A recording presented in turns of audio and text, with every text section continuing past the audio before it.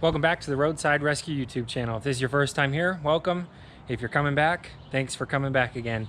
So you typically know the big UPS truck that I work out of, but occasionally you've seen me drive across town or whatever in this little white truck and do some jobs. We just got back from the job we did about an hour and a half away, and I've got some tools back here. I've also received the question a few times, what exactly do I pack in my small truck when I go up there or wherever to do a job? So I'm going to go through what I pack out in my small truck when I have to do a job. And obviously some things are going to vary. You know, I might bring a specialty tool for one thing or another, but typically what I'll pack first, just packing light, we'll go through here, and I'll just bring it into the big truck and we'll go through it as I unpack everything. All right, so first thing is a jack.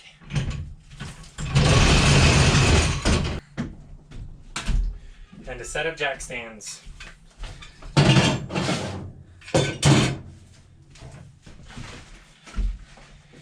Next up is my miscellaneous bag of bolts, because I hate running across town for one small little bolt. Some coolant or whatever fluids I'm going to be working on. And some hand wipes to clean up when I'm done.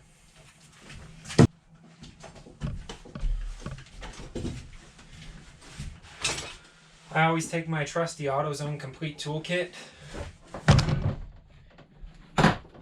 just because it's the complete toolkit that I have. I'll show you what it looks like. But pretty much any complete toolkit would work. I know Crescent sells one and other people sell them, but this is just nice to pack out. I pretty much take this with me anytime I go anywhere in a different vehicle. I just grab this, so I keep it by the door. But it's got pretty much everything you'll need to do. I mean, when I went to Tennessee and Kentucky and worked on some vehicles, I took this and a few other tools, and I pretty much did everything with this kit. So it's pretty nice and pretty complete. The one thing this doesn't have that I'd love to see a toolkit have would be pliers. That being said, I always grab my favorite pair of pliers, these little hose pliers, because they reach around and grab a lot of stuff real well. I grab these straight long pliers. These little, I want to get a pair of Knipex. I've heard they're really, really good, but basically these are just adjustable pliers here, and then a pair of bent nose pliers, so usually 45 or 90, and just to have a couple pair of pliers with me. Then I bring some Milwaukee tools, some brake cleaner.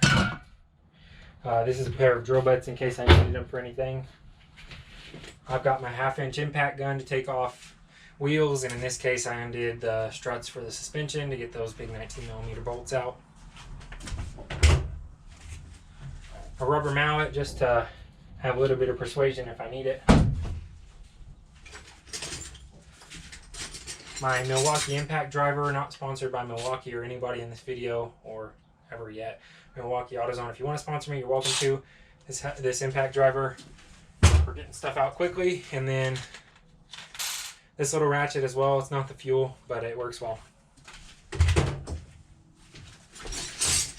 And in here I've got my silicone paste for doing brakes, and it works as dielectric grease as well, that silicone. I've got an assortment of screwdrivers, flathead, Phillips head, medium-sized pry bar. Sometimes I'll bring a long-sized pry bar. If I'm doing brakes, I like to use this small pry bar. I want to get some better pry bars one day. And then these to remove automotive clips. So.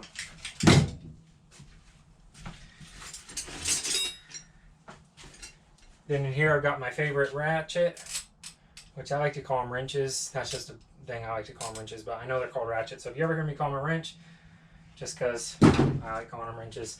And then in here I've got some wrenches and some ratcheting wrenches, just different sizes. I go all the way up to 27mm on my wrenches, so I can pretty much undo anything on a vehicle.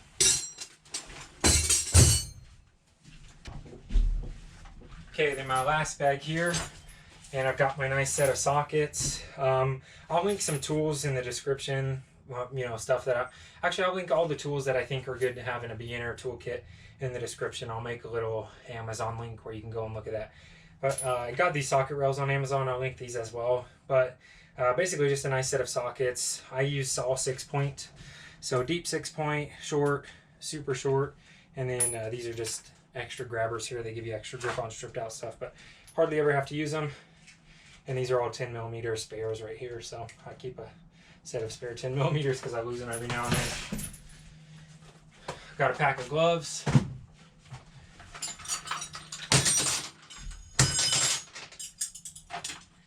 Here's my other wrenches, but I honestly don't like packing stuff out in bags very much because this always happens. You know, I can't ever seem to keep anything organized. The wrenches always fall out and everything, but whatever. I mean, it's what I got. So I used to have, like I mentioned before, in my small truck, my old small truck, I had a toolbox in the back.